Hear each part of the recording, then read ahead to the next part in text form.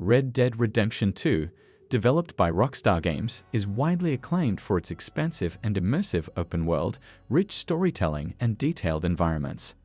However, one intriguing aspect that has garnered attention within the gaming community is the cut content related to Mexico, which was a significant location in the game's predecessor, Red Dead Redemption. This video explores the nature of this cut content, its implications, and the community's response. If you enjoy videos like this one, please be sure to subscribe, as 99% of viewers have not done so. I appreciate all of your support. Now let's delve into the cut content of Mexico in Red Dead Redemption 2.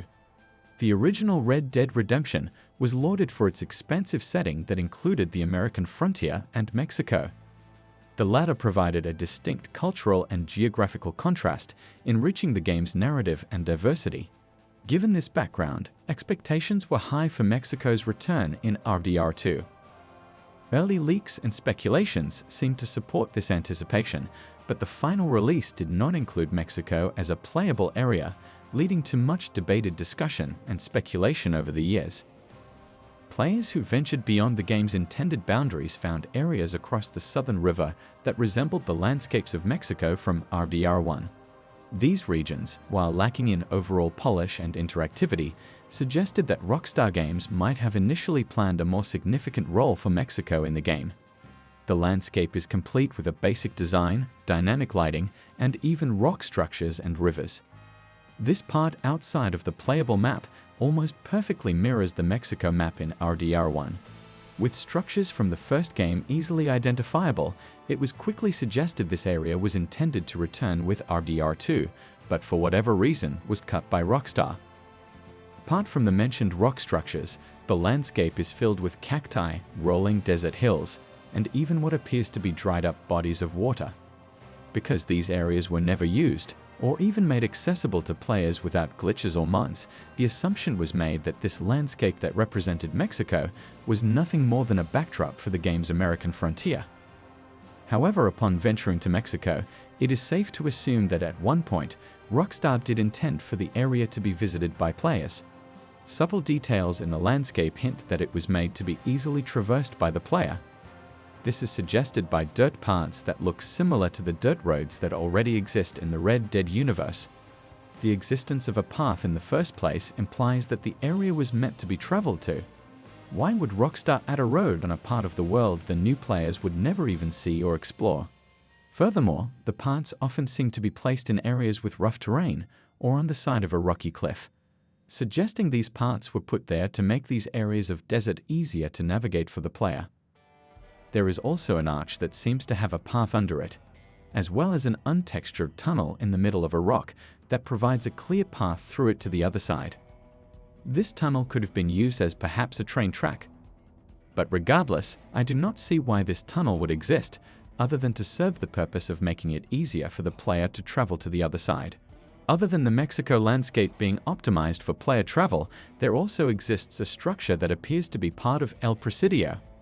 This structure, while appearing to be heavily detailed, is unfinished and has no interior design.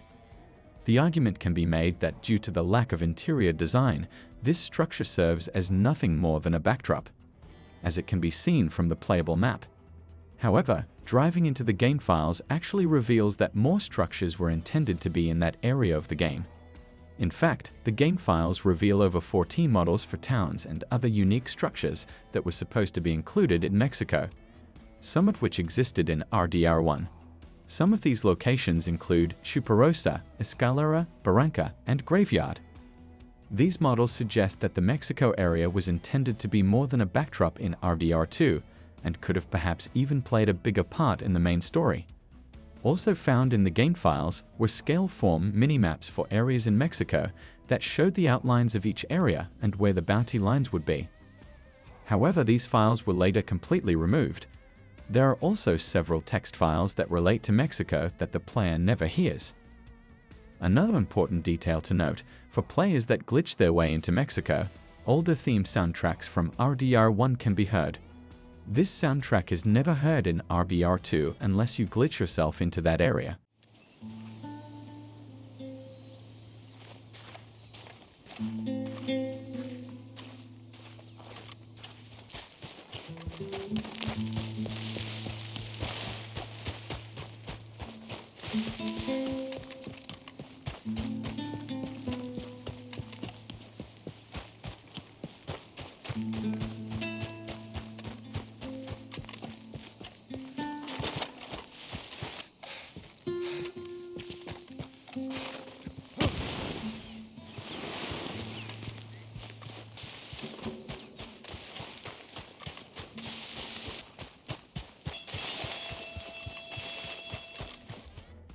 This further indicates that Rockstar intended for the area to be playable, and that the ambience was set to change tones with the throwback soundtrack when players arrive to the Mexico areas.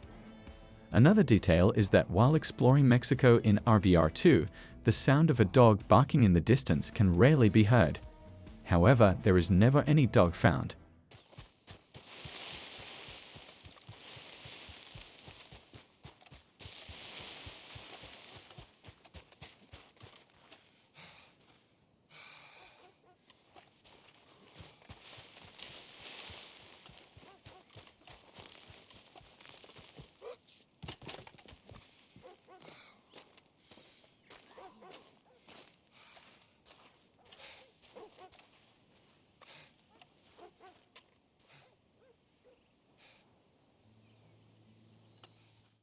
Whether it was always intended to be a backdrop, or if Mexico and its content were cut from the game, the community has proposed several theories regarding why Mexico was excluded from RDR2. Some suggest that developmental challenges or time constraints led to its removal. Others theorize that Mexico was intended to be part of a larger downloadable content or expansion, which was later abandoned. This speculation is fueled by Rockstar's history of ambitious DLC plans, as seen in their other titles like GTA V. The revelation of Mexico's cut content elicited a wide range of reactions from fans. Many expressed disappointment, believing that Mexico's inclusion could have added significant depth to the game's world.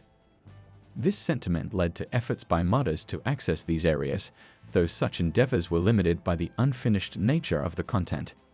These modding efforts highlight the community's desire to explore and expand the game's universe, even beyond the developer's original scope.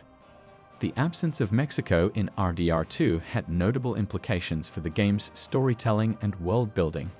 In RDR, Mexico provided a rich backdrop that contrasted sharply with the American settings, offering unique cultural, environmental, and narrative elements.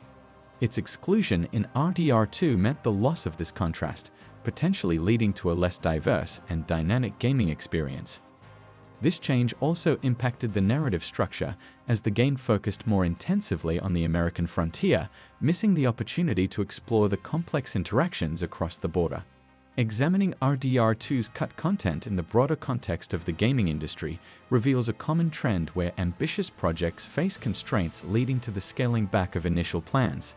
Games like Mass Effect, the Witcher series, and even earlier Rockstar titles have faced similar issues, where elements shown in early trailers or hinted at in interviews were absent from the final product.